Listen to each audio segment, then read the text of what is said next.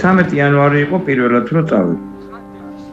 და ვითხეს რომ რკინიგზა უნდა დაიწყო, მაგრამ იქ რო ჩავედი არავით არ იყო, რკინიგზის დაცვა არ იყო, იყო გაჩაღებული ომი. იყო დღესაც ამიყვანეს ორი დღე ვიყავით დღეს, იმიტომ რომ მარტო ვიყავით გასული და სნაიპერები ძალიან ბევრი ყავდათ.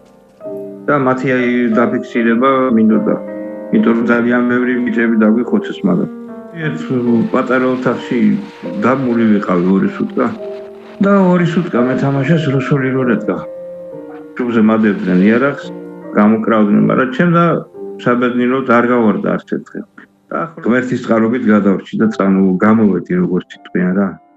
ეს არის გმირის ისტორია, მებრძოლის, რომელიც ფრონტის წინა ხაზზე ჩვენი სამშობლოს სადარაჯოზე იდგა.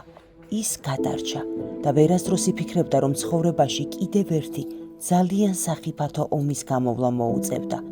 ეს არის ომი საკუთარ გულთან.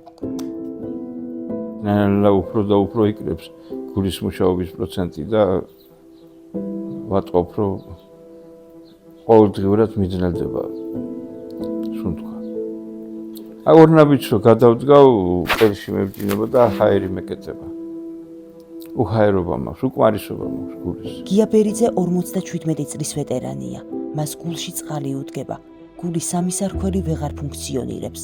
ომის ვეტერანი მძიმე სოციალური მდგომარეობის გამო იმასაც კი ვერ ახერხებს, რომ სასიცოცხლოდ მნიშვნელოვანი ყველა საჭირო წამალი იყიდოს.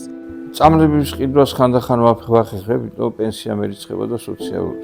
მაგრამ მთლიან კომპლექსს რომ მთლიანად ჩემ თავს მივხედო, როგორც საჭიროა და სრული კომპლექტი მქონდეს მედიკამენტების და ექიმთან ვიზიტების თანხები, მაგაში უკვე ვეღარ. ეს ბოლო 2 წელია ძალიან რთულად ვარ. ის ჩვენ გვიცავდა. ახლა კი თავად მას ჭირდება ჩვენი დაცვა და დახმარება. გადარიცხეთ ნებისმიერი თანხა ჩერნოვეცკის ფონდის ოფიციალური საიტის მეშვეობით.